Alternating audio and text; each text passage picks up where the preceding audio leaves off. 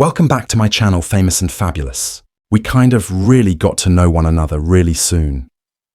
However, I think I was just 16 when I first started, and he was Thessalent power behind one of the greatest bands in music history. A man of great sound, but few words. David Gilmour, the soulful guitarist for Pink Floyd, was rarely forthcoming about his personal preferences. However, he takes an unexpected action today. In addition to inspiring him, he mentions the 5 rock ladies that made an impression on his spirit. Joni Mitchell, who has a voice that could make the heavens cry, is the first person on that list. In every sense of the word, they were kin. Both are introspective and plagued by quiet and sound.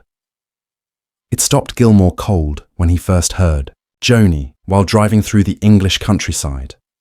Something deep within of him was touched by her talent to transform melodies into poetry. She sounded like an echo of his own spirit with her open tunings and intricate voicings on the guitar. Eventually, in the 1970s, their paths collided. David looked on in awe as Joni performed an early Coyote at a backstage event in London. Although they didn't talk much, they managed to exchange something: a shared loneliness and an unsaid respect.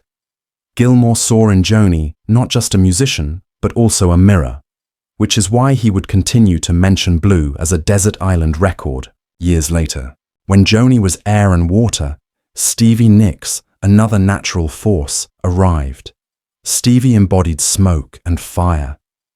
Instead of entering a room by walking, she shimmered there, wrapped in silk, lace, boots and eyeliner full with tails. She moved like a hurricane when Gilmour first encountered her in Los Angeles in the wild heyday of the 18s. She was simultaneously rebellious, pained, and living poetry. As though time had stopped to listen, the studio where they first met felt enchanted. A partnership was discussed, but never materialized. It didn't matter, though. David was enthralled not only by her distinctive voice, but also by her perseverance. Stevie's voice was one of fortitude cloaked in enigma. She didn't write songs. They were spells created from the ashes of all the hardships she had faced. The duality was what caught Gilmour's attention. She never attempted to conceal the darkness, and she wore the light like armor. Addiction, treachery, and heartache were all things she had faced head-on and transformed into verses that danced on the brink of magic. He perceived in her a type of alchemy, where vulnerability was woven into thunder and suffering was changed into strength. Later on, he stated that it was her fight, not simply her sound, the way she repeatedly emerged from the brink.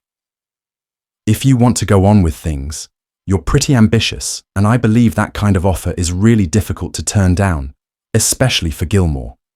Stevie was more than simply an artist. She was the storm, the silence following, and the melody that reverberates long after the lights have gone out. She was the ethereal essence of rock, the eerie echo of the spirit that would not die. Chrissie Hynde, a flame-haired rebel from the punk era, was next. In the early 18th century, Gilmour was astonished when he witnessed the Pretenders perform live for the first time. Chrissie didn't request the platform. She treated everything as though she owned it. 3-minute anthems encapsulated grit, rage, and heartbreak. No posing or illusion. Her voice had a depth that lingered with you, but it was scratchy, like broken glass cutting through velvet. They shared a bottle of red wine in the green room of a tribute concert in Paris, where they had a brief encounter. Her tongue was harsh while discussing politics. With gentle accuracy, he described guitar pedals. Something unexpected began when their worlds briefly collided, an unfiltered relationship based on guts rather than genre. Their differences caused stress, but they also shared a sense of respect. He respected her for challenging everything that was considered refined in his world. She did not recoil. She remained unflappable. Gilmour was captivated to Chrissie's unvarnishedness because he was always the reflective creator of soundscapes. She didn't hide her grief.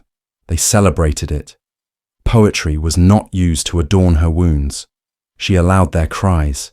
It made him think about what rock was supposed to be: harmful, upsetting, and incredibly human.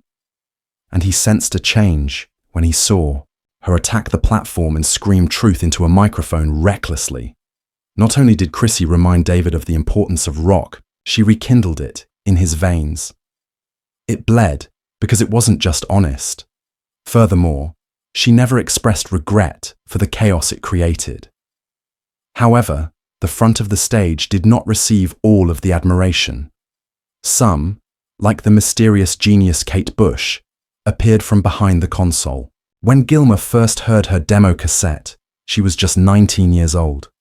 Imperfect, but captivating, crackling. It wasn't simply talent he heard, it was a prophecy. Strange, ethereal, and dramatic. It was music from an other world, like a whisper from the future. It reverberated into a world that was not yet prepared to hear it. He was not merely a fan of Kate. His belief in her was so quiet that it had the power to transform lives. He took her into the studio to preserve the unique enchantment they contained in addition to polishing her tunes. When others questioned him, he stood up for her. Her voice wasn't even given a chance to be heard before he raised it. And David was amazed when her first hit, Wuthering Heights, burst into something the world had never heard before. Not arrogance or possessiveness, but respect. David saw Kate Bush as more than just a talented artist. She was the epitome of unbridled imagination. Instead of pursuing fame, this visionary shaped reality to fit her needs. The odd is frequently sacred, boundaries are illusory, and genuine art asks submission rather than permission, she reminded him. Years later, there were times when Gilmour would simply listen to one of her records in the middle of the night.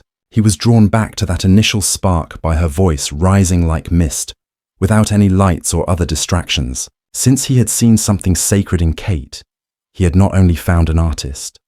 Lastly, there is Patti Smith, whose name even devoted admirers were taken aback by.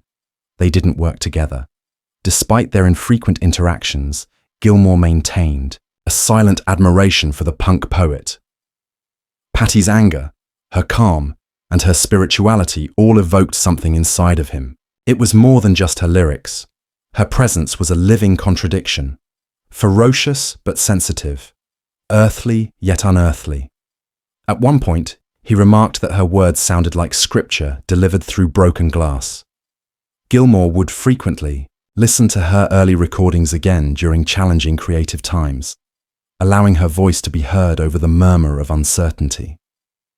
He took comfort in her stubbornness, in her reluctance to fit in, and in her strong and steadfast bond with something greater than celebrity. The art of Patti seemed both timeless and vital, like a fire that would not go out. He perceived in Patti a purposeful rebellion, not merely a scream, but a message. Not merely a battle, but a goal. He was impressed by her ability to elevate pandemonium and electrify quiet. She summoned, not merely performed. In a world where meaning is frequently overshadowed by noise, Patti's words were like lightning in a pitch-black sky. David was reminded by her that perfection is not the goal of art, it has to do with the truth. Furthermore, voices that have never sought to be heard can occasionally provide the most potent truths. They simply couldn't be kept quiet. They all had an impact on David Gilmour's life, in spirit as well as in sound. They were more than simply musicians. They were fires, mirrors, and muses that glowed in the silent nooks and crannies of his voyage. He learned the language of longing from Joni. He should remember that wounds might sing, Stevie reminded him. Chrissie presented him with the unvarnished reality of disobedience. Patti provided him the quiet in between the sounds, and Kate opened the universe, a place where darkness discovered grace and suffering gave way to strength. These were not ephemeral praises. These were echoes that would resurface during the quietest times of the day, during lengthy car rides, during the silence before a performance, and during the silence between guitar notes. David sensed pieces of his own heart, sometimes broken, sometimes soaring, in each of their voices. Their bravery served as his compass. Their art serves as a haven. Their imperfections serve as a reminder that excellence is not a polished quality. It is honest, hard-won, and raw. He did more than merely hear them. They permeated every lyric, every solo, and every restless fantasy he pursued through the haze of celebrity. Their music was courageous in addition to being lovely. Not only was it ageless, but it was also relevant, coming back to him at the precise moment he needed it most. Because in order to weather the storm, even the most renowned voices require the support of other voices. Gilmour also found some sort of refuge in these women, a place where power and vulnerability collided, where music served as more than simply sound. It was a form of redemption, a map of his home when he was lost, a torch in the event that the way became dark, and the indisputable fact that occasionally the voices you don't expect save